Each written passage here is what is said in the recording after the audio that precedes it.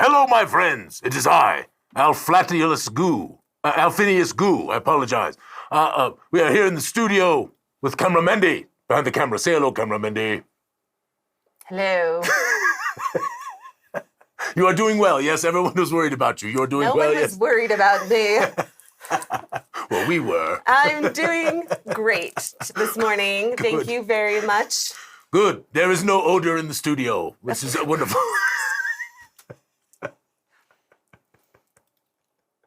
All right. Well, for those of you who don't know what we're talking about, it's okay. Don't just ignore the whole circumstance. No, our dear Camera Mandy had a little bit of an issue earlier in the week, we were all worried about her, but now she is fine, so we're all relieved, and that makes for more comedic humor, right, when you are happy rather than sad. Alphinius is like a 5-year-old, and I know because I have 3 5-year-old nieces and nephews, and... Who does not like a good fart joke, Camera Mandy?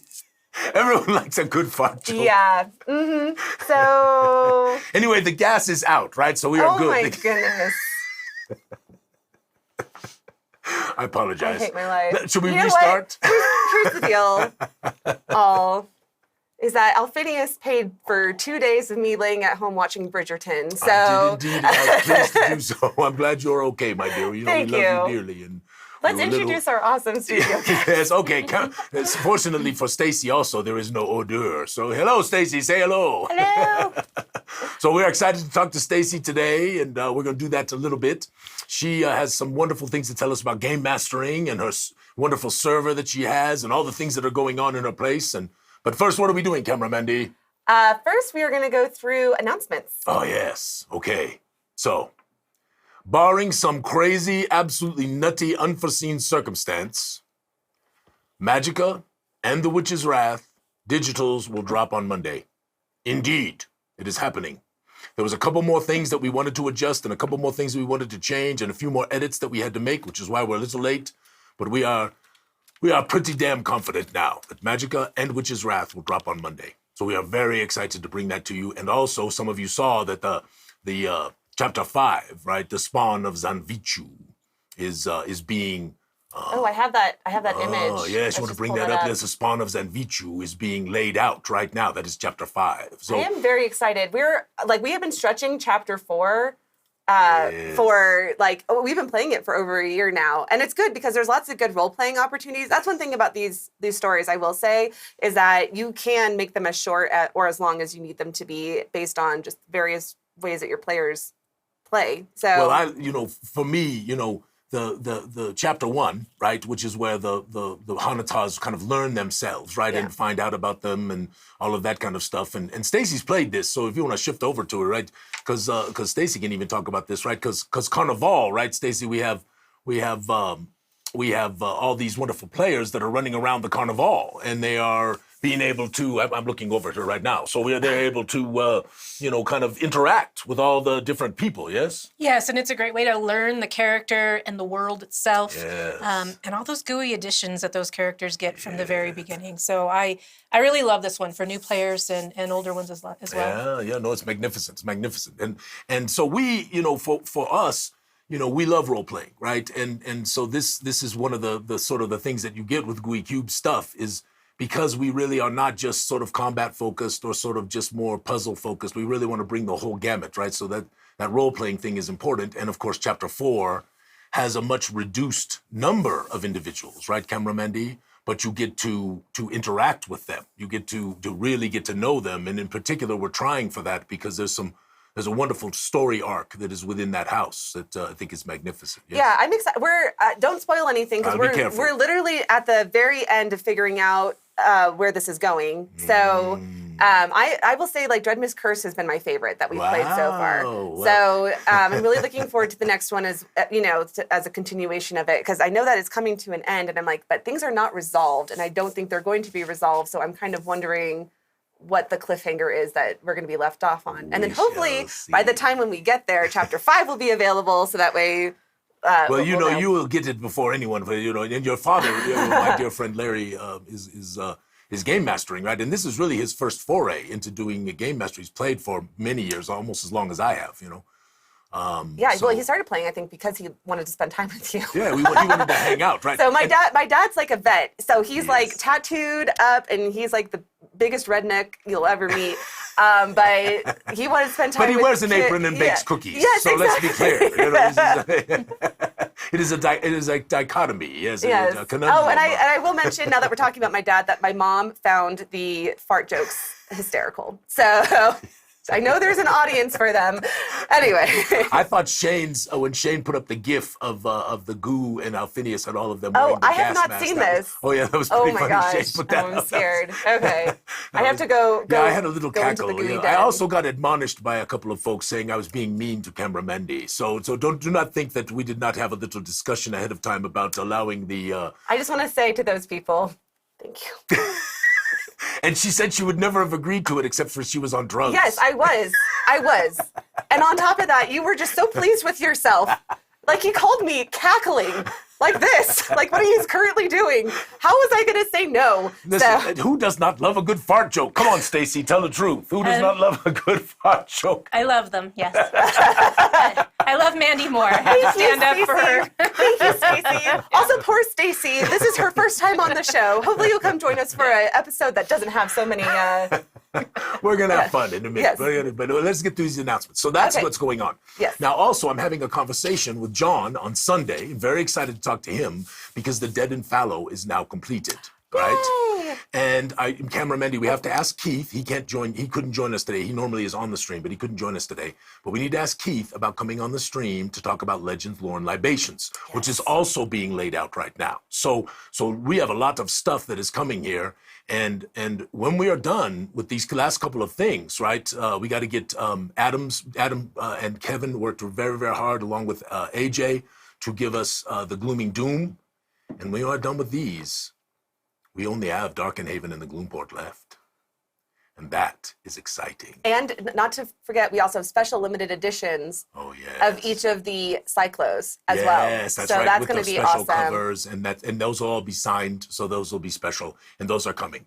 And what I want to tell you, though, is there's a couple of other things. I think I mentioned a couple streams ago that I have spoken with Luke Gygax, and he is very interested in working with us on Guys and Gox, and I think we've made a good agreement. I'm going to go out and see him in LA, and we're going to make this magnificent dungeon, which will be similar to what we did with Gen Con, that we will have that as a limited edition at GaryCon.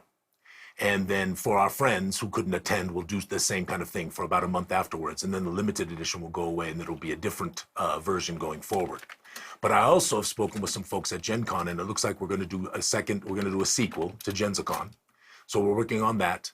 And then also, which I'm very, very excited about, is I had a chance to, I'm very excited about all of these, but I had a chance to speak with Stefan of Dwarven Forge, and you know that he's one of my heroes. And he would like to work with us on this marvelous location in the Gloomport called the Dwarven Forge, right? Which is our nod to them. And a tale that is down there, and we'll put some people in from Dwarven Forge. And then the last one, I just talked to Donnie. I haven't talked to Andrea yet, but I think she's up. It looks like we're going to do some kind of a Genghis Khan adventure as well. So this is going to be a lot of work over. I know cameraman. Stop. Let me just. He doesn't tell me these things before, just so you guys know. Oh my gosh. We have months. We're going to make it. Months. We're going to make it. Oh my, we have 5 months. Oh my goodness. We're going to make it. This is me not being stressed. Yes, we're going to make it. Let me tell you something. The Dwarven Forge does not have to be done in 5 months. We have plenty of time on that. Well, you can get Genghis Khan. Genghis Khan and the Genghis Khan Adventure and Guys and Gox are the two that are really going to take some tacks. But that's okay. We're going to push on them and get them really rolling so we can get them done. Because I'm really stoked to bring these, because the response thus far to GenzaCon has been quite wonderful, and we're excited to do that. And Marvelous Rob helped with that, and he and I did a lot of back and forth, and then AJ stepped in and really gave us some additional help at the end. And then of course the whole Goo crew with all the proofreading and the reviewing and all of the stuff and laying the things out, and it's a lot of work. Anyway, that is exciting.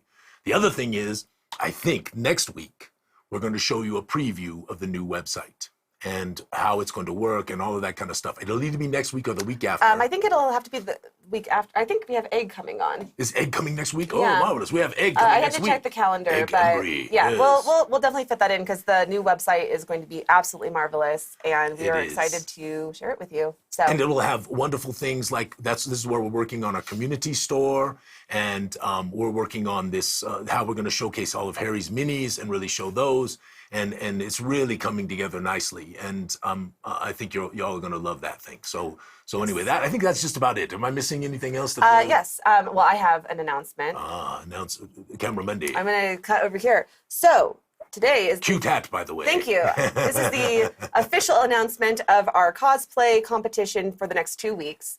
So basically, originally, Alphinius had said something about a creepy hat competition, but then Rob came to me and asked about a cosplay D&D-esque competition, basically costumes for your favorite D&D type players. I put it to a vote in the den. They voted overwhelmingly for the cosplay competition. And so basically we'll make a post in Facebook and one in the Discord for people who are only in the Discord. And if you have an amazing costume that is D&D-esque, basically fantasy role play. See, I You will say get that, extra points if it is a character in the world of Zyathé. Yes, you will. Yeah. Stacy, I am expecting participation, my dear. Yes. You shall have it. I know. Okay. So yes, this is why I'm wearing my hat today. This is my fairy hat. But And we're also going to give away another cover today, another one of the signed binder yes, covers. we will be giving away another cover, and So I you will can figure win out. today. Yes, I will figure out a really great prize for the cosplay competition, but there will be a public vote and a judges. And a Goku judge. Yeah, the judges. But we'll do So people can't go out there. What do they say? Go out there. We'll do three. We'll do three prizes. We'll do a drawing, a public vote in the den, and we'll do a popular vote, and then a judged vote, yes, right? Yeah, yes. We'll have more than one prize. The answer is yes. You can dress your children. Absolutely, they get cuteness factor. That's cuteness points, right? So we have to deal with that, right, all the time. Yes, of course. Yes. Cute, wonderful kids dressed up. Especially this time of year, right? We're all giving away candy and all of this kind of thing that's about to happen, right? In Halloween. Now here's a good question. Does it have to be a current costume, or could it be one from the past? Oh, I think that we don't need to make people have to make dress up again. Right? Yes, No, I agree with you. Yeah, so it can be any costume over the course of your life that you feel is your best, D&D fantasy-esque character costume. Yes. And and I will also stipulate Goo Crew cannot win. So I can't dress up as Alphobio because I no. think I get a lot of votes. I think that someone should do a cosplay of you dressing up as Alphobio. Oh, that'll be bonus points there too. Now we'll get 17 Alphobios. That's going to be really weird.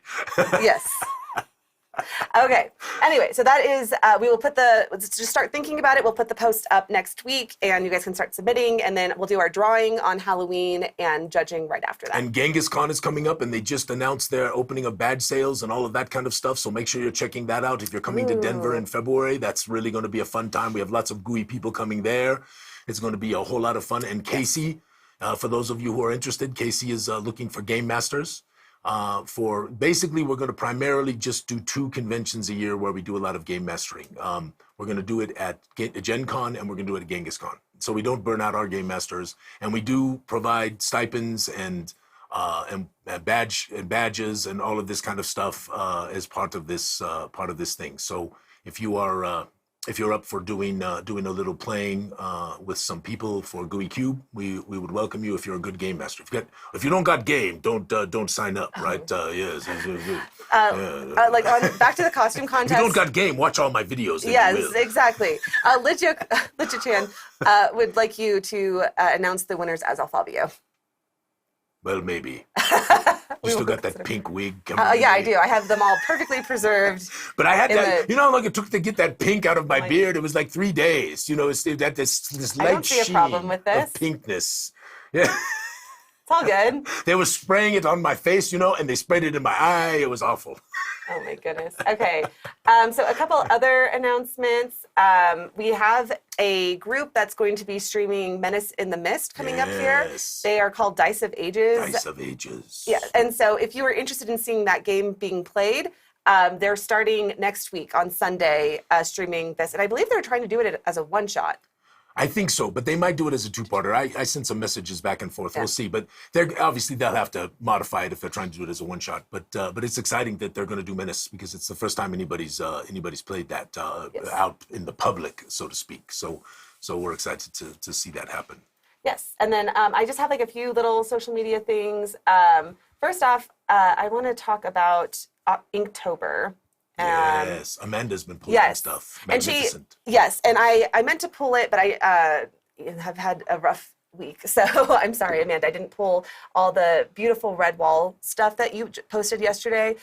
Please go to the Gooey Den and check out Amanda's absolutely amazing Inktober post. This one was mice questing, which I thought was just adorable. Yes, and there was some funny comments too. There was some things about it. Got a little macabre actually, but it was funny. It was cute. Yes. But this is magnificent, Amanda. I love, and if anyone else is doing Inktober stuff, we love to see it.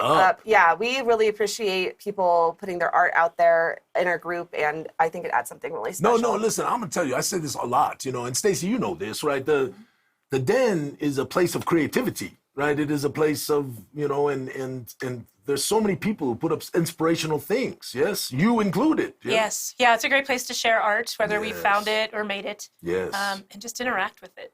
Yeah, and the thing is, for me, as a creative person, having lived, so long in this world of advertising, right? In my real life thing, inspiration comes from so many places, and you know this, right? You're making a game, right? And you see a picture, and what happens? The story unfolds. Yes, all of a sudden it's there, right? And you're like, oh, I can do this, right? And that's why a picture really is worth 1,000 words. It is magnificent. But keep going, cameraman. I'm going off track. Oh no, I mean this is all the stuff we will definitely talk to Stacy about because I love this. So, okay, so I also really liked what you posted. This pipe. Oh yes, so she actually got me two. She got me a set. So I brought one here, right? Okay. So I got this one too. So this is they go together. You see this? They are similar, but not exactly the same. Let me cut out to you holding up your pipe. Hold on 1 second.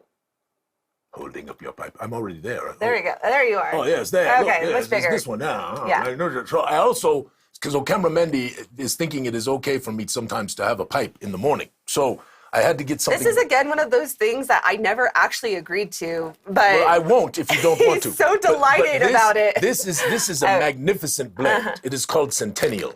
Okay. And I'll have you smell it, Okay. Stacy, and you can see what you think. Oh, Adam's poking his nose in. I'm just making sure there's no fire extinguishers or anything in the room. Oh, there's one right there. But we'll open the window. Don't worry. What's the worst that can happen? There's no disaster coming. No, of course not. But camera Mendy, I want you to smell this. Here, can you reach this? Here, taste Oh it. my goodness. Tell me what you think of the smell of that. Okay. Yes. Oh. It smells like loose leaf tea. Yes, it is nice. It is Yeah. magnificent. It's Okay, very mild and not overwhelming. I can see if I can handle Hopefully, that. and if it's nasty, we will dump it. We Okay. will never have a pipe in the studio ever again. Okay, well, so join us on Saturday morning where Alphinius will smoke his pipe. Yes, So at least once. It's better than cartoons, especially. It's way better yeah, than cartoons. Well, most cartoons. There's some cartoons that are a lot better, but I don't think we're in the same time slot. Carrie says, "I hope our office doesn't have sprinklers." I That's know what- that would be that's a what way. Adam was just saying. That would be a way to get our entire. Yeah. Shh. Well, we'd go viral then, wouldn't we, cameraman? Indeed. Right as the camera went and disappeared. Yeah. Yes. Okay, this is the last thing I pulled. I didn't do very much social media this week because we have a lot to get to today. This is a marvelous contributors prize that we put together for the 11th round of contributions. Yes. And Keith posted his, and Stacy's is right outside. Stacy's getting hers today. And basically, it's the signed binder cover, which we're giving one away today. The Got Goo sticker that Pamela made. Pam made this, yes. Yes. And then also a Darkenhaven print. So it's of the College of Magic, I believe it is, on the Darkenhaven University. Yes. I think it also has a little secret in there, which is Zix Gramus is in a window. I think this is supposedly. I'll have to go look. I didn't realize that. Wearing a mask, supposedly. Anyway, this is the tale that is told. So we will see. Yes. So if you contributed to the last round, you should be receiving these very shortly. And we are in the process of finalizing some of the past contributor rounds where it's like a personalized picture of like an NPC or a monster. So those just have taken a little bit longer because we had to have the art made for them. So we have a few more rounds of contributor prizes going out. And then we should be all caught up on contributor prizes. Yes. Which is awesome. Which is and fantastic. then we get to have a whole new round of And contributions. that is the last announcement that I have. Do you have another one before No, this? that is all. So next week, we aren't sure what day, we're going to be sending out the email, and we are going to do the first ever contributors round for the Zyanthuus. And what we want to do is we're going to set the stage a little bit in the email, kind of tell people what, sort of about it, because nobody really knows that much about the Underdelve in the world of Zyathé yet. But we want to really look at making something special here. And so this is why the Illumines and the glowing trees and all of the stuff that's going on there. But what we want to do is just like we did above, we want to create a locality, a place in the Zyanthuus. Now, in this case, it is going to probably be just as you're traveling about, but it has to be a small thing. It's not a big thing, right? So maybe it's a little cave, an ancient fountain, a strange waterfall that glows in the darkness of the Underdelve. Perhaps it is a small island in the middle of the lake that has an obelisk sitting upon it. This is what we're going to do, right? So this is going to be like if you were traveling through the Underdelve, just as if you were traveling through the streets of Darkenhaven, there might be a location and maybe an interesting personage associated with said location. Now, like always when we do the contributors, it's less than a page of content. We don't want you to do too much work. We're going to give you something worth $15 to $25 or so it's a good value for you in terms of taking your time to do that. Do not worry if you're not a great writer. That is okay. That is what editors are for. And if we will fix that stuff. Remember that Zyathé is an interesting world of magic, right?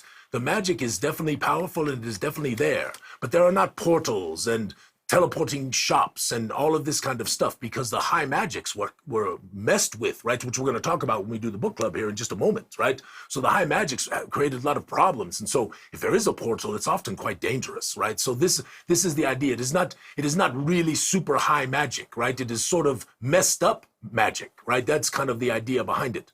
So we don't have super fantastical, right? And this is intentional, right? This is intentional because in our minds, if everything is fantastic, then nothing is, right? So we sort of put a little bit of reins on really crazy, wild stuff and try to make tales with stuff that is maybe not quite so crazy, right? So that's the idea behind it, right? So this is the next contributors round. Excited to see what you do, Stacy. So am I. Yeah, it's marvelous. All right, cameraman D. Okay, so we're gonna Book start. club, yes? Yeah, we're gonna start the book club. Okay. Hold on. Do me a favor. Put it on you for a moment. Okay. I have to blow my. Oh my God, are you really doing this again? No, I'm not gonna Let me just mute Alphinius. Oh my goodness. Anyway, I started a poll. There's Alfabio. What is that Alfabio doing? That is Uncle Alfabio to you. Actually, it's Uncle Alfabio to me. It's your twin brother to you. I'm sorry. Okay. Oh wait, and I forget that when I put it on me, like they can see this section of the screen here, so they witnessed it anyways. I'm sorry. I will work on getting my framing a little bit better. Okay.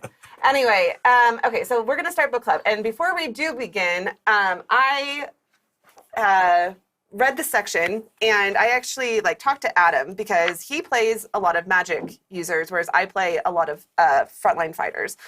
Because I like to feel very badass. Yeah, so I'm trying to understand all the magic stuff. But he plays both a wizard and a sorcerer in 2 different campaigns. And I was wondering what everyone in the chat thought about whether they would prefer to play a wizard or play a sorcerer. So I started a poll. So if you do !SOR, that's a vote for sorcerer, or !WIZ is a vote for the wizard. And if you guys are inclined to, I'd also be curious to read why you would prefer to be one or the other. So because I know one has innate magic and the other you have to learn your magic. And I know one's more versatile. Formulae, right? This is the idea. They use formula to actually tap into the Zyanthuus, right? It's sort of almost mathematical, right? That is the idea behind it. The sorcerers, it is just within them for some reason that people do not even understand. Yeah. Right? So this is the idea. So If I look like this, am I looking right at camera Mandy right now? Oh, and I'm looking the wrong way. I'm looking at Stacy. I know. So if I look like Maybe we this, should. then I'm looking at camera Mandy. Yeah, we should. Hello, camera Mandy. Hi. I don't even know if I'm doing it the right way. Well, I'll fix that. I'll switch it so that way I'm on the left So if and I you're look on the like right. this, I go, hello, camera Mandy. Yeah. Okay. Anyway, this. Mandy, if you're really good, Mm-hmm. right? If you're really good, it needs to do this, and my hand needs to come out, and that's What is happening? and I can pick your nose. This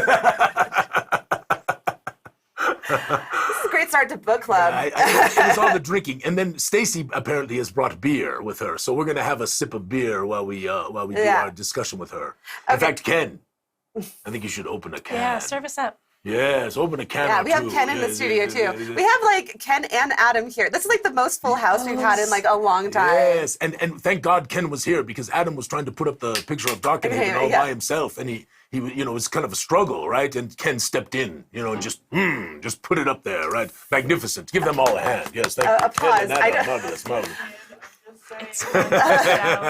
Okay, we're gonna go ahead and get started on our book club discussion. So we are on page 21 here. 21, yes, the of the- Zyanthuus, the magic in Zyathé. Yes, this is in the Encyclopedia Zyathica, Yes. the Weirded World, right? Which is the overarching book that talks about all the stuff in the world of Zyathe. I hear the popping of tops. I know. Yes, I'm definitely going to have a beer. It sounds marvelous. You know what? It is. What did you say it was? It was what kind of? It was the. It's Belching Beaver's peanut butter milk stout. Hold on, let me show. Let me show. Yeah, you Hold better on. hold that up a little bit. We'll give a little love to what you Belching Beavers. Belching Beaver, Yes, the San Belching Diego Brewery. Beavers. See, even the beer company is having gas. It was meant to be. Oh. Just here, huh? The Belching Beavers. Oh, you are marvelous. Oh, Yes. wow. I'm not sure if there's rules about drinking on Twitch. I'm so sorry, y'all. Cheers to you. Cheers to you, Stacy. it's Cut away apple from me real cider. quick. Let's Oh my- lead to this side over here. Oh my goodness. Okay, well, Oh, that is magnificent. Yes, I did not drink on camera. You think we're in trouble, cameraman? I The don't know. FCC is I gonna don't know. going to come and just clamp down upon us. All right. oh my goodness. Dennis just said you can pick your friends and you can pick your nose, but you can only pick Camera Mandy's nose. And I will say that is a phrase that AKA Alphinius, uses Yes. all the you time. can pick your friends. You can pick your nose. But it's typically not a good idea to try to pick your friend's nose, unless you're Miss Goo. Which I had this wonderful picture my all ready to goodness. go. I had my finger positioned behind her. She did not know what I was doing. I was selfieing. I was going to put my finger right up George Washington's nose, and then right as I took the picture, she tried to stick her finger up mine. It was a classic ruination of a wonderful, witty idea. Yes, is what. So like during these book club segments, I'm actually going to be taking them all and like putting them in like all like 5 parts of our book club for the Yes. Ventinium Alanax. I'm going to be putting those all in one video. My favorite thing is going to be these conversations that we have during book club that are completely out of context. So the people watching them are going to be like, What the hell? All right, so we are what here. happens So, on Goo Morning Zyathé here? Yeah, anyway. Okay, so yes, we are on page 21.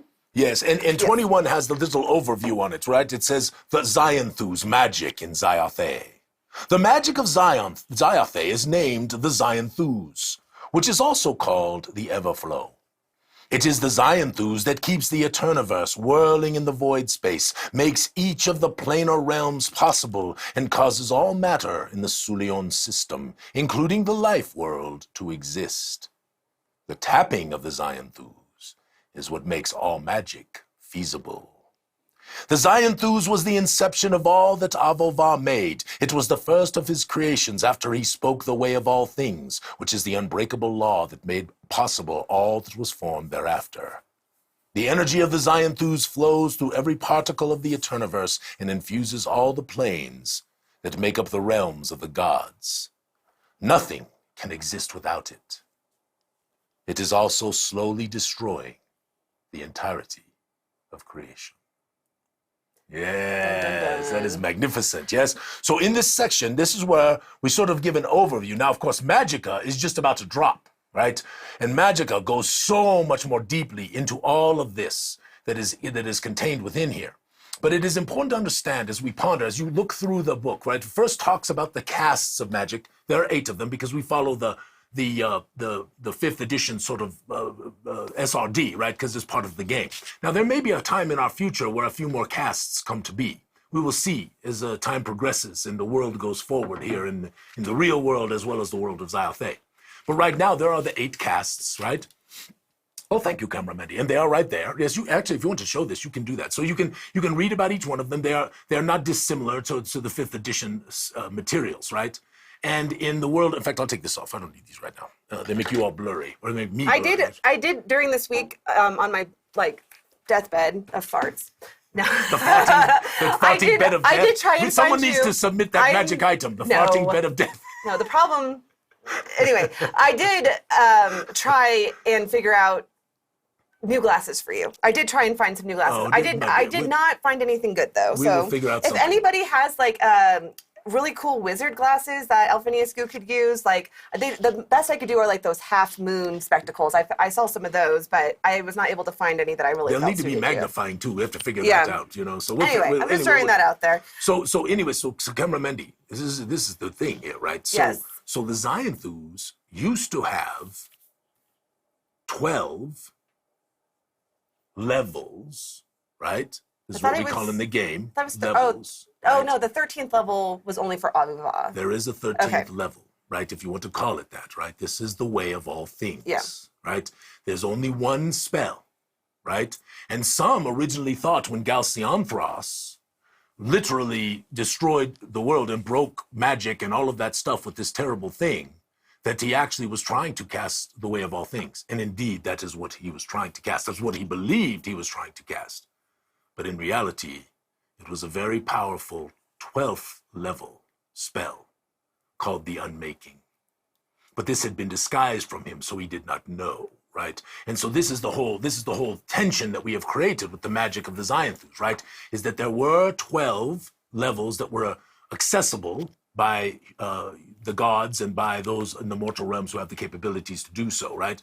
There were 12. But after the Woe of Ruin and all of the things that happened and the nether flow creeped back in and the crystal barrier was broken and all of this stuff that we talked about in past discussions of the book club, the 10th, 11th, and 12th cycles are no longer accessible. Some believe they are fully destroyed. Some believe that they are still accessible. Zoldothran Vildreen being one of them. Yes, Zoldothran. Yes, you and me. One of these days. Yes. Anyway, that is a whole nother topic. But anyway, so as you're thinking about magic, right? The idea, the wonderful thing that we did with Zyathé and magic was we made it this interesting thing that is not just good, it's also bad. And not just because bad people twist it to their purposes, it's innately bad, as well as innately good. And this was sort of the underpinning concept of magic in the first place in the world of Zyathé and in the planar realms, right? So when you're pondering magic, right, when you're thinking about it, right, you have to remember that the Zyanthuus, which was originally a singular flow, right, a singular river, if you want to think of it that way, right, a singular dispersion in the aftermath of the Woe of Ruin. To save the Zyanthuus, the gods Evoke, Infiorni, and Sha'ada went into the halls of the making and literally separated the flows into 3. This was the idea that they had to stop what was going on. And so by separating them into 3, they also reduced their power, the ability to, it's harder now to cast magic, to use magic, right? It's more difficult. It is more unpredictable. There are all kinds of things that happened as a result of that, right? And so in this separation, now if you want to cast a spell, you don't just tap the Everflow. You actually literally have to pull from each one of the 3 component flows, which again is part of the idea that it makes it more difficult. This is also complicated by the 4th flow. And the 4th flow is not the substra flow. I know that some of you are thinking about that, because this is another flow I'll talk about in a moment. The 4th flow is the nether flow. And the underpinnings of the nether flow was that these marvelous and terrifying lords of corruption that appeared in the beginning, which we talked about in the Ventinium, Alanax, and Paz, they created this flow. And it was an inverse flow. It actually went to the maker and began to siphon off some of the Maker's power, which is how the Lords of Corruption gained so much of their powers, because they actually stole it from the Maker. Now that flow still exists, and it is dispersed as well. And when Avovar sacrificed himself to go into and merged his essence with the Zyanthuus, he also created the crystal barrier around the Netherflow to stop it from seeping into the rest of the Zyanthuus. But now there are cracks in that crystal barrier, and that Netherflow is slowly seeping into the world, into everything, into the Zyanthuus. And that is the wonderful thing that we have done with magic that I'm so excited about, to see it pan out with higher level characters, to see what happens over time as we look at the second book of magic, all of this kind of stuff, right? We have some good. Oh yeah, let's answer questions. Okay. Yes. So I hope everyone, you enjoying this? Everyone liking this? Please let if it's getting boring, you give a thumbs down or something like that. So. No, I think it's great. But Belinda wants to know: does everyone in Zyathé understand that this is slowly destroying their world? So this is a discussion that I've actually had about this exact topic. So magic is viewed with superstition. So this is another thing that brings tension to your game. Now, in the larger cities and the more cosmopolitan areas that are more accustomed to seeing these works and doing these things, there is not the same levels of sort of fear, right? But you go out to some of the more outlying areas, and in certain places, literally wizards, sorcerers, those kinds of folks could be viewed with significant mistrust. And it makes it great for you, right? When you're running games for your players, it makes it great for your players because they never know what they're walking into when they walk into a village, all of this kind of stuff. But so the average person probably does not know that their world is doomed. They probably do not know this. But those who have ears to hear, if you will, right? The people who are in the governments, the people who are in the higher ups of the wizardry guilds and those kinds of things. Those folks all do know, and there is great concern. And there are groups that are trying to figure out how to fix this problem, and they are unsure, what to do. And of course, there are powers working against them, right? Those who serve the Lords of Corruption who are trying to further it. They want it faster. And so this is, again, more dynamic tension that makes it so marvelous. So the common person might just view magic with mistrust. But it is important a distinction of this, because in a lot of those small villages, alchemists are probably not viewed typically with the same level of mistrust, because alchemy is more perceived as medicinal, if you will, right? Not magical, right? Even though it is. And certainly the clerical magics, the godly magics are not viewed with mistrust at all. In fact, when you have the power to heal people, even if you are a relatively low-level, priest out there in some podunk town, right? And someone brings their little child to you and you save them, that tends to make you quite popular, right? So the holy magics, the godly magics, these are not viewed with the same look as sort of the sorceress and wizardly kind of things, right? Does that make sense? Yeah, I actually have a question about that. Because you say here in the book, the only notable I read the wrong sentence. Nearly every living creature, and even some unliving ones, seem to possess magical inclinations at some level due to the constant flow of energies being supplied by the central everflow. So it's viewed with mistrust, but it seems like most people might have the opportunity to harness it. So this is the concept, right? The concept is that the Zyanthuus flows through everything. So whether or not you show sorceress talents, right, which are sort of this ability to go boom, right, and bring magic out just innately, right? The ability to use formula, probably most people, if they have enough intelligence, enough diligence, enough effort, right, even if they are not sorceress, right, which is in the innate magical abilities, right, they probably could, in some measure, be able to harness spells in some ways. Yes, this is the idea. It is not something that you are necessarily just born with the talent or not. Certainly for wizardry stuff, it's about learning. It's about study. It's about effort. And some people might have more aptitude, if that makes sense. But the belief is that pretty much everyone should be able to in some way harness magic. And that is certainly the truth in the times of the Eterns. virtually everyone who was part of the civilization was trained up in magical skills, right? They had all their colleges, all their schools, all of those things, right? And so magic was ridiculously common in the Authentic times. So, make sense? Yeah. So we kind of got to wrap up the book club discussion for today because we got to talk with wonderful Stacy. Yes. But I do really quickly. Was there any quick questions that we wanted to answer real fast? Well, I want to talk a little bit about the results of the poll that I did at the beginning. Okay. So it's honestly very evenly split. Sorcerer got 53% of the vote, and Wizard got 47%. And there were some really insightful comments in the chat. One from Grognik said, "Love the idea of the sorcerer, but wizards can use scrolls to learn and scribe new spells as they adventure, which allows them to be more versatile in a way." However, Harry countered that point, saying, "I prefer the sorcerer as I struggle with preparing all of the different options a wizard presents and the need to make decisions each day."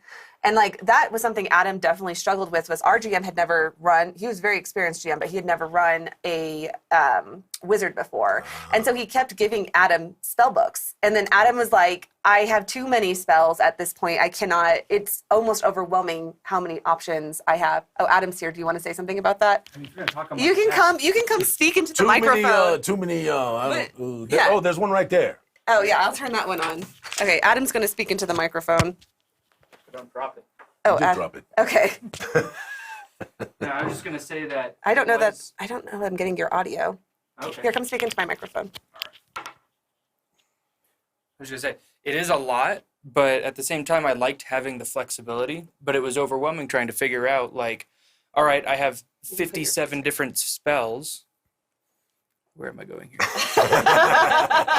Hello. Okay, go ahead. No, but I had 57 different spells I had to pick from every day, and then you also tend to get locked into some like required ones. Like if you're a wizard and you don't have counterspell, you're playing wizard wrong. Yeah, you should. If carry you don't have counterspell. fireball, you're probably also playing wizard wrong. So Also, in the new Magicka, if you don't have Zythic flojectiles, you're playing the wizard wrong. Don't take magic missiles anymore.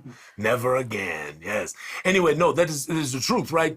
And honestly, when I'm game mastering, I actually really am very judicious about the distribution of spells. I want the wizards to actually really be excited when they get that kind of thing. So I tend to be a little more careful about giving too much stuff out, and that also helps, of course, with exactly what Harry was referring to. I tend to play wizards more than I play sorcerers, but when I play.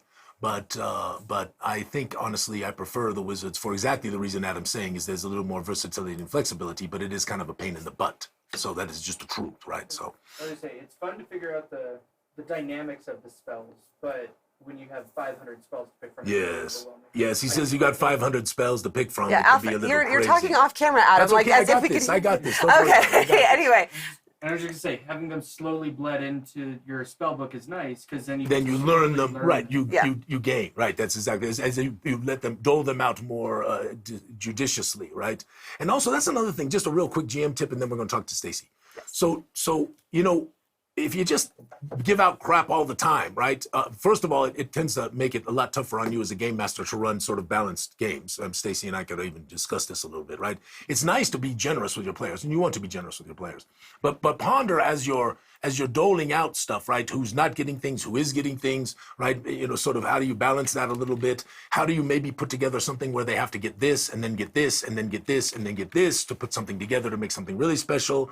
You know, the Rod of Seven Parts idea, that kind of idea. And this actually is additive to the game. If you're just giving folks so much stuff all the time, getting things it's not special anymore. So this is something to recall. All right, so as we do the book club next week, we will talk about flow stones, which I'm very excited to discuss. We'll talk a little bit more about magic itself, but ready we go over and spend some time? yeah, with, I definitely think that. And did you decide if it's okay if I imbibe this? Yeah, on I mean, you do whatever you want. It's your stream. No, and but as the FCC. I have no idea, and so I think just have a good time. I know this it's morning. illegal on TV. Well, we're not on TV. But there could be. I mean, we might be streamed on somebody's television. There could be water in here. Yeah, right? exactly. It's just apple juice. The Twitch rules: alcohol is okay as long as you're of legal age. Oh, alcohol according to Twitch. Does is anybody okay. want to see my ID? Oh my goodness. Okay. You guys are so fun. Okay, I'm gonna switch. Well up done, here. Adam. Adam has said that we are good to go. Yeah, Lead Adam's the way, on- Stacy. Yeah, no. So, Not All over right. here, so Alphinius So is I'm moving over over here here to Stacy, with my beer. and I did not frame the shot with the two of them, so I might need to come adjust the camera. Also, the shot's a little crooked, so sorry, guys. All right, I'm sitting right. down, There we are. and I'm trying to pull my mic over. Let me without go unplugging adjust it. the camera. All right. Vamp for time while they come adjust the camera live on air. I'm a little worried about this. No, I got it. All right, the mic is as best as it can be. Okay, I'm looking at the TV right now. It looks pretty good, camera Mandy. I look a little red. Can you adjust the color? Makeup! Ken. Oh, thank you. Ken, makeup! Oh, there's camera Mandy. Oh, There we go. There Okay. it is All right, Stacy. Good to see you. as well. Yeah, it's nice to have you on. So tell us how this journey began, because you got a bunch of players, right? You're doing a lot of games, right? And so tell us how this journey began. I think back in 2019, I was kind of bored. A lot of us were, I think, as I recall. Yeah, it was right before the pandemic, and I joined a group, and it was my first time playing 5e, and I'm back from 1e as well, so it was an interesting learning curve, and I started playing, and of course the pandemic hit. Everyone was home. They needed a game, so I said, okay, I'll start DMing a little bit, Yes. and then it just kind of took on a life of its own from there, because I just didn't know how to say no. So how did you start? Did you make the Discord right at the beginning, or how did this? No. Okay, so start with the beginning. You had one group, and you were using an online system, or what were you doing? Yeah, so I was in the Book of Faces with Okay. some folks, and we were using Roll20 at the time. Okay. So that's where I learned it. Was playing some of the older Saltmarsh games and such from there, and then I picked up a Yawning Portal. Figured that was easy to Yes. bring in new people, and this was in May of 2020, and I picked up a group of all women, Wow, 12 marvelous. players, 12. Marvelous. A lot of them never played Wow. before. Jumped in, and you know how life is. You end up, folks, and have to go back to work. Things change. So we're still playing. Wow. That group is my Thursday group. They just started Darkest Dream 2 sessions ago. Did they have fun? They are enjoying it. Good. It's just such a departure from the other murder hobo games that are out there, and it's wonderful. I did start my Sunday group is Darkest Dream, August 2021. They're in Stuck Shoe right now, chapter 4. Wow. So they're still going. I still have 2 other groups playing other types of games right now too. But yes, So you DM it's for 4 or 5? 4 right Four- now. 4 right now. Right now, and then of course, Strangely Gooey Holiday coming up this month. I have 4 games, so that'll take up some space. And do you Two. do it weekly? Is that how it works? Weekly, every week, same time. Everyone jumps in. Cocktail hour with the girls on Thursdays. Who we does have a not lot of enjoy fun. cocktail hour? Cheers to you, my friend. Cheers. It's magnificent. So now you basically have probably 30 people or so that between the different groups that some people play and some people come, right, and all that. But it seems like when I'm looking in the Discord, in your Discord, right, that you got some 30 people, 25 people in there, something like that. Probably a little more because Yeah, they're maybe people who aren't playing right now but aren't have played in playing the past. right, exactly, or only pick up on the one shots. But there are some other GMs that run their Oh, games that's on right. other Of nights. course there are. Yes, that's right. I think we're probably around the 80 mark in the right, server. in the total number. Right, but we have a lot of community channels. There's a lot of discussion going on. I really like that. Oh yeah. But the part that you don't always see with the games in there, I mean, you see it on a few of them.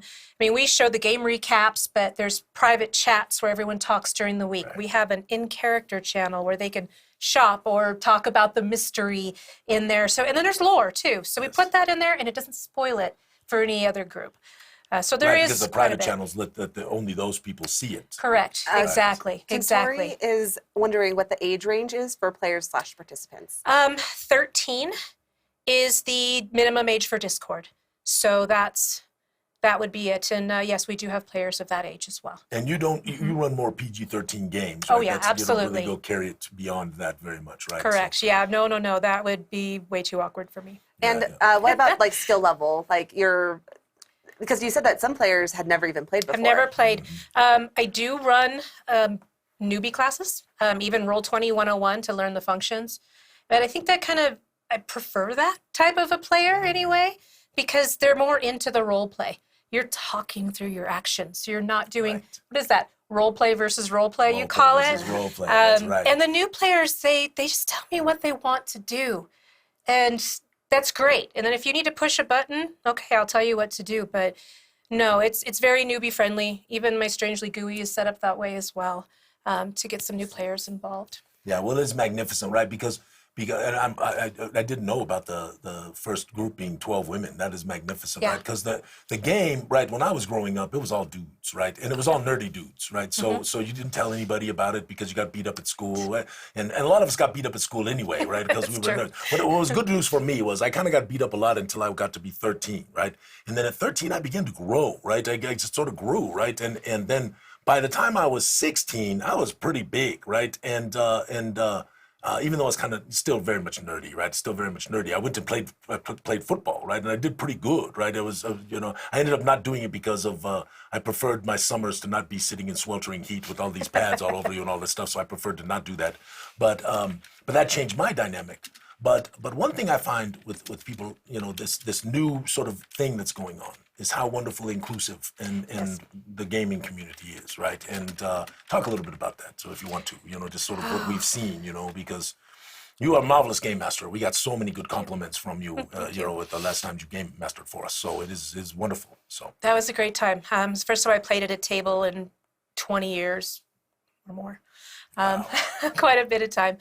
But yeah, that was great. I think the online experience helps with inclusivity. I know a lot of people only buy their tag names. I don't know their real names at all. right. They can come in, be the character.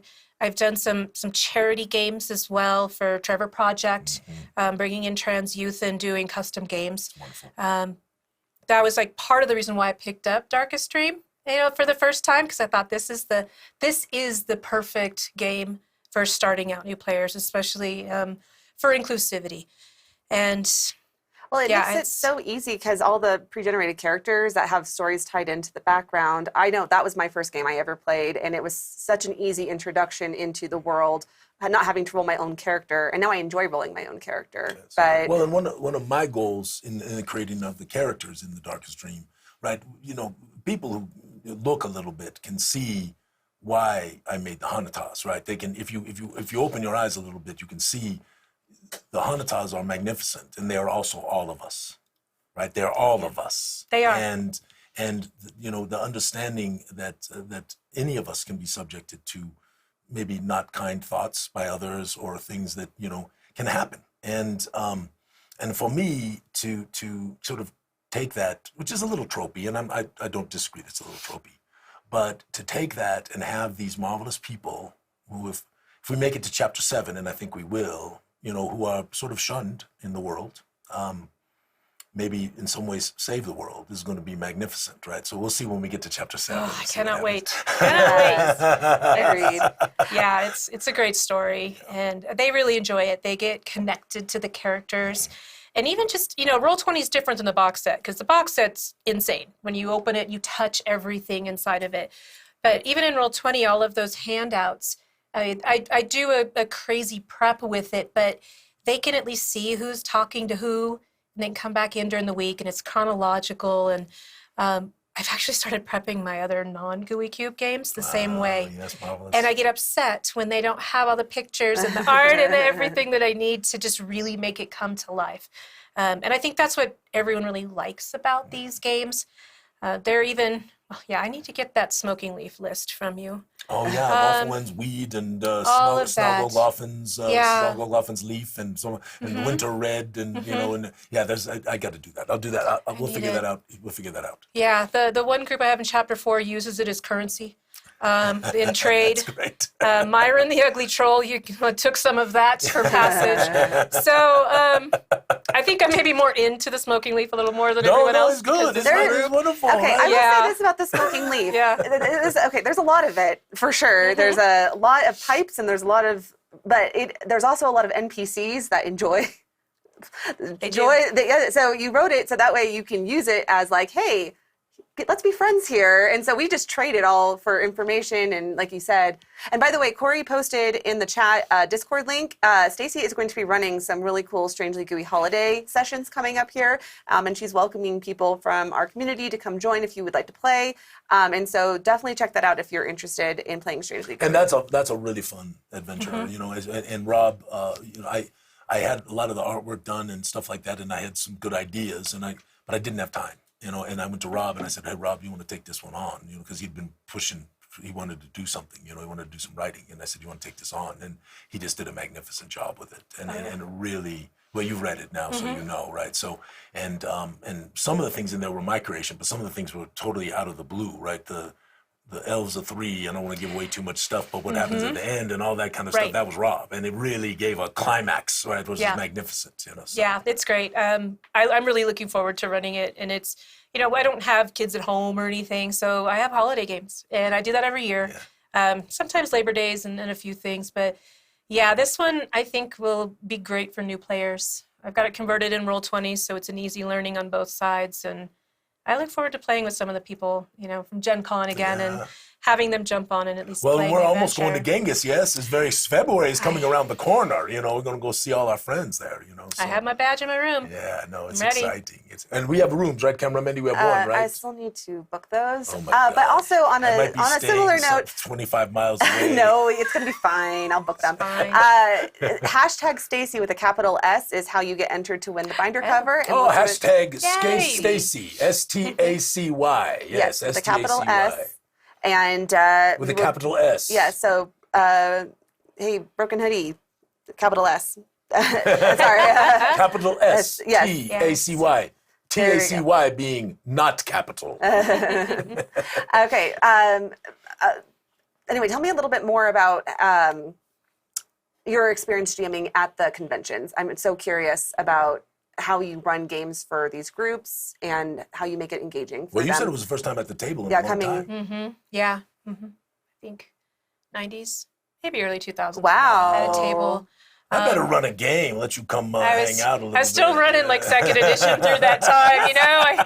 I picked up 3rd edition and went, what? I think that's what we've all done. It was crunchy, you know. It was difficult, really, really crunchy, you know. And they helped it with 3.5, but it was still very crunchy, which a lot of people liked. But anyway, keep going. So. Oh, math is fun sometimes. You know, I think Genghis was my first time. I mean, I've done comic conventions and all of that, but this one was my first time at an actual gaming convention, and I went by myself. It's like, I'm going to do this. I'm going to play all the Gooey games. I played Menace, all of that. And it was a lot of fun. I was a little nervous at first about it, but I thought, oh, this is so easy. I don't have to worry about it. I'm back on paper again. I was so worried about math and not being able to push a button. Well, 5th edition, let's just speak the truth. It is relatively very easy, right? And it builds upon things that have been done in the past. They did a great job with it, you know. I'm a little worried about 1D&D, about what that means, but maybe...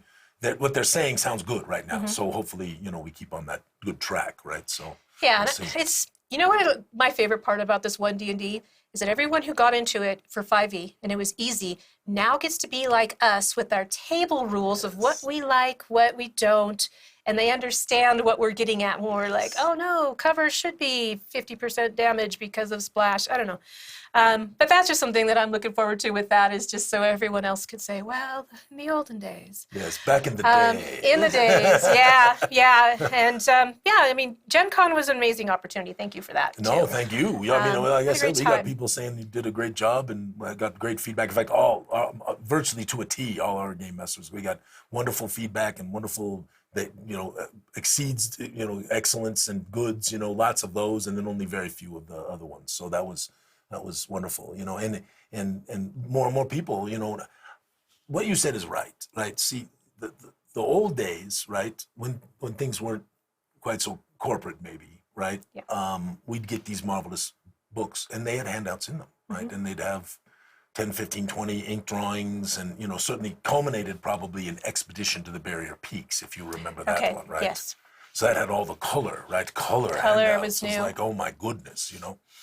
And I remember game mastering those. And I remember what it did to the table when you put a piece of artwork in front of people, right? And then you read your description with the artwork, doing those kinds of things, and all of a sudden there's so much more there, right? And that was the idea, right? Could we sort of move this thing to the 21st century and really take it, put it on steroids? And I hear from folks all the time about stuff, and it does make it easier to game master. It does. It does. And I mean, it's great because I do it all the time in Roll20, but at the table, Dark Tide's Night and Gooey Webs, just as you would put them out and everyone would come in and you could really get creepy with Dark Tides. Yeah, Dark Tides and Night that is good. teddy bear, I love the bear. But I think that was my favorite part of it because every time I would bring something out, they were so engaged and they weren't just looking at a piece of paper, rolling math rocks. It really helped. Right. And every GM at my table would want to go and look through the box at the end. So it was that engaging. It was that great of a time. Well, magnificent. We're going to hope to do it again here. Yeah. You know, you got Genghis in February and then Gen Con again in June or July or whatever. August. End of July, early August, right there, yeah. Okay, I'm gonna let you guys keep talking because this is a great conversation. But it is 11. I do have 2 winners. I pulled 2. Well, let's announce the winners. Come Yes. on, So the first one is Broken Hoodie. Broken Hoodie. I know. Well, yeah. I have a feeling I know who that That is. is, yes. Geeky! Hello, Yeah, congratulations. And then the second one is Gladiator J72.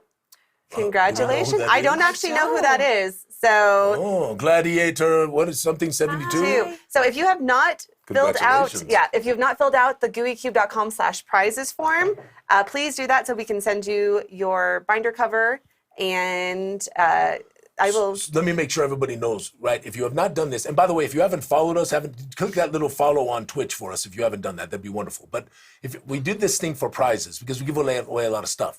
So if you can go to gooeycube.com/prizes, all right? gooeycube.com/prizes and fill out that form.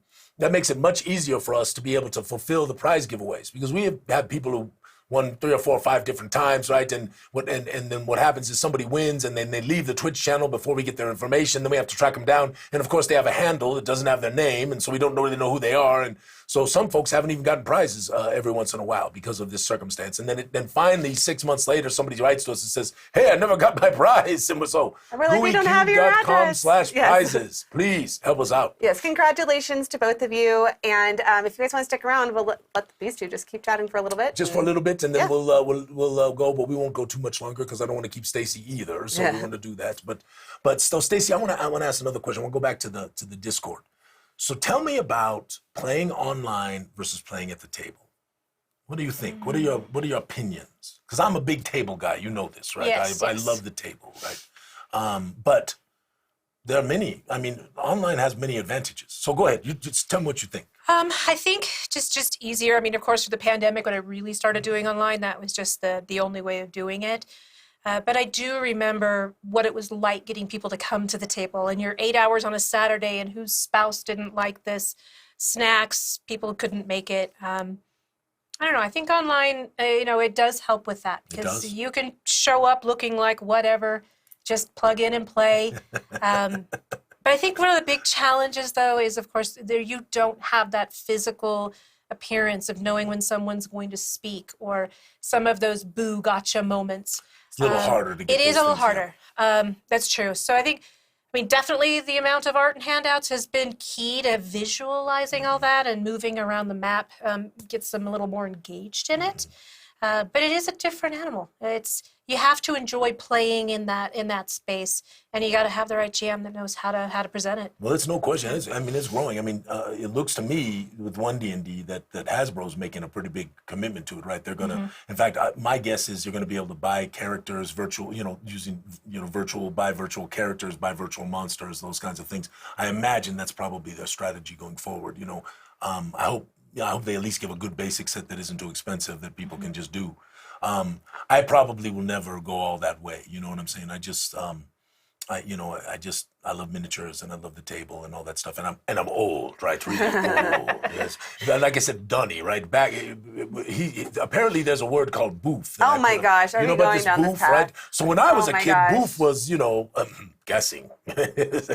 That's what boof was when I was a kid, right? yeah. Well, apparently there's something in the Urban Dictionary that don't look it up. Do not look it up. Okay, Oh my gosh. now I know all y'all are going to look it up. Yeah, Yes. why- Don't look it up. But apparently it's not a good thing, right? So, I mean, maybe it's a good thing for some people. Oh my but gosh, stop.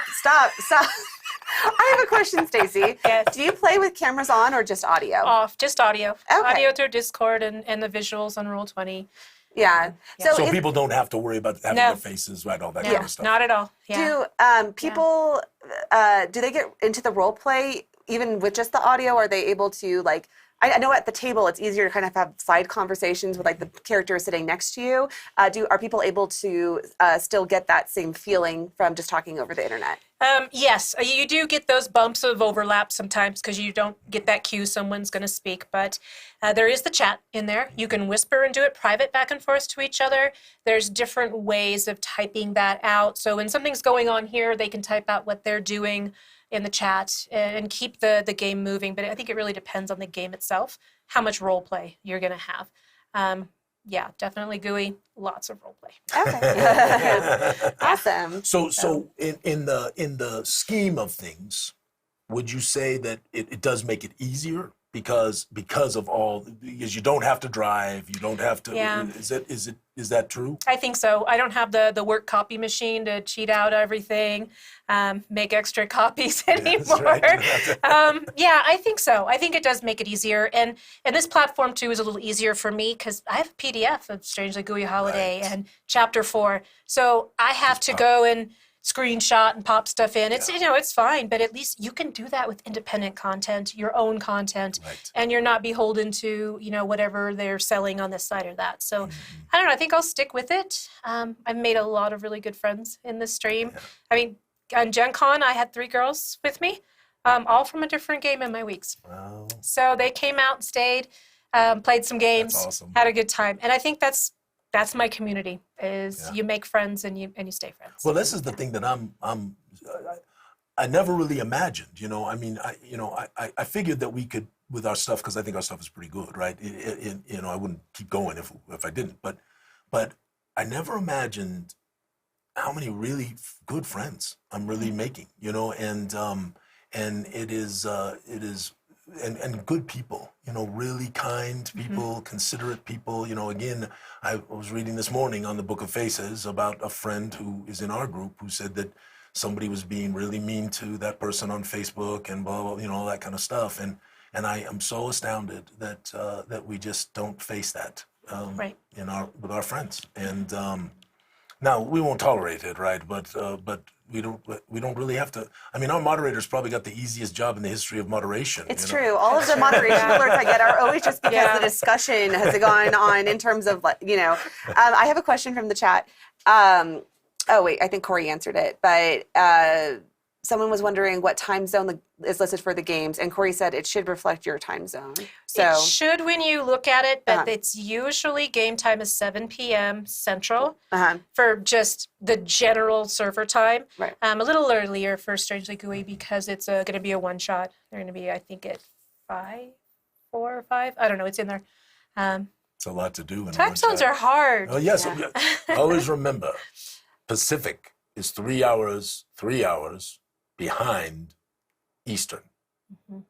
Then Central is 2 hours, right? 1 hour behind Eastern, 2 hours ahead of Pacific, and then Mountain is 1. If you can remember that, right? So it goes P, the farthest away.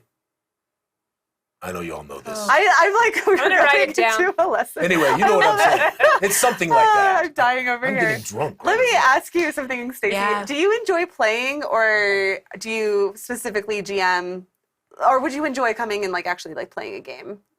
I rarely play, but I do every now and then. And I have some really strange characters. I think that's the part where I'm at is just how bad can I mess with the GM with this? And I don't know, that's not That's kind, but- Adam to a T though. yeah. Adam loves thinking of he loves playing spellcasters and really unique ways to use the spells that he has, and I think it's clever when people throw, because it also helps me as a player to think, how can I do things outside the box? You know, like how can I think, well, you know, so I was just curious. Well, the thing is, the rule of cool, right, which we always want to do for our players, does honestly also apply to players, right? Is that we want to do cool things, but not intentionally, right? Try to screw up a game master, which I know you didn't do. No. Right? Try to be in keeping with the tale, right? And if we're both doing that, if we're both vested in making a wonderful tale for both of us, right? That's what makes the table magical, right? Is that wonderful thing. But I love strange characters. I love interesting characters. I do, you know, I've mentioned this quite a few times. I do believe that if you do in character creation, if you can create commonality of relationship between the characters and commonality of circumstance, right? Those kinds of things, it helps make it easier on the players to kind of go in a similar direction, right? So let's talk about that real quick before we get done here. So you start off at the beginning, and let's not talk about Gooey Cube stuff because we got pre-gens that they can do. How do you do how do you do session 0 online without seeing faces, right? How do you do session 0? How does that work? Depends. If it's a one shot, everyone knows each other. It's a real simple fact. It's, you know, here's what we want to do and let's get to it. But if it's a big campaign, I started one 2 weeks ago for Curse of Strahd. I took a lot of time in those private channels with lore and explaining how we want certain classes to work, who's going to be connected, what kind of faction makes sense to you, and I would kind of get their ideas of what they were doing. And then when I built it, it was more of they knew where they were coming from. They knew who they were connected to. And it wasn't just let's meet in a tavern. Right. I did have them meet in 4 different places or even just on their own until they hit a crossroads. And that sometimes I think was more interesting than you're in a bar, someone comes in and someone needs help. I completely agree. So it had to be built, but it took a while in session 0. It wasn't just 1 2-hour call where we were on there talking about spell mix. It was, what are we doing from the very background? Yes. What are we selecting here? And how are they connected? It does take more time. I do spend a lot of my day in Discord doing it, but you know what? I enjoy it and I love it. Well, it's excellent, right? I mean, I cannot tell you if you're a new game master out there, or even if you're a game master for a long, long time, what Stacy is saying is so nice for making a game better, right? This when you establish session 0, and this is also why I love these low-level adventures so much, because character development happens at the low levels. It doesn't happen when they're all superheroes, right? It happens when they're striving together and all thinking they're going to die and all of this kind of stuff, which is why I love more protracted. One of the things that I hate the most, and I don't hate a lot, but that I dislike the most, is this idea that you should just rush through first and second level just to get to third level, to get your feet. And I really feel like that some of the game is lost because of that, which is why we do what we do, right? Right. So, but I love what you're talking about, because that making this session 0 thing is so wonderful. If you integrate these characters and then you have your own sneaks, right? You have sneaks. Yeah, I do. So you're talking to them. How does that work? So you're talking to them. You're thinking about what they're doing. You're guiding them. They get a little bit, giving you all this stuff, and then what do you do? Well, they make their own characters in online in the portal, but I start looking at them as they're building them and seeing what they're doing, and then I offer some guidance from there, especially if something doesn't quite fit right into the setting. Sure. So I'll keep it with that, but then we'll get the whole group together to talk through it. It helps to get through it, but it's not a one-session thing. Right. It does take time, and it's kind of funny. Backstories. I don't care. I want to hear it. That's my funniest thing as a GM. I don't want one, especially for a low-level game, because what you are doing now is better than you came from the farm. You came from the academy or the monastery. You're building your backstory in this adventure. Yes. And I want to see that evolve over time, not try to create a story based on the 14 pages they give you at the beginning. I completely don't agree wanna with see that. it. I would rather do session 0 and then guide that a little bit, work together with that a little bit, and then let them loose a little bit more to start building sort of a more appropriate backstory for the sort of collective thing. Because Because in the end, I've said this many times, if the paladin from the north who is trying to avenge the monastery that was destroyed by the Orokanoid horde, right, or whatever it happens to be, and the thief from the south whose parents were murdered by this evil big BEG, right, and the monk from the east, right, and you go on and on. If they're all at this massively cross purposes, if they're playing their characters, they should want to go to the east and to the south and to the north, right, and versus if you kind of create this collective, more integrated backstory, one, it's way more fun. Yes, it is. And all I really want to know is, how did you get here? Yes. What happened on the road to get you here, and why are you in this place?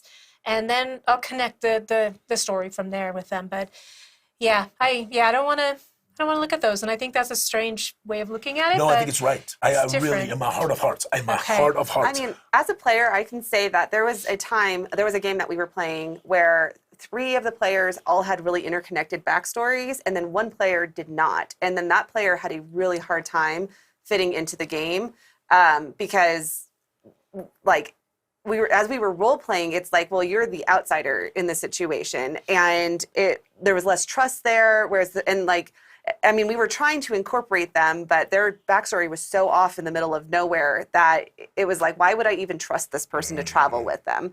So I think that you are, in terms of as a player, it is easier when you have that motivation of, why am I even with this person? Why are we venturing together? Like, what is the common ground that we share versus otherwise you just have these storylines of, well, why? That's the thing. It's like, why is this person with us? Why do they care about our quest? Why do they care about our, so I agree with you that it makes for a better story.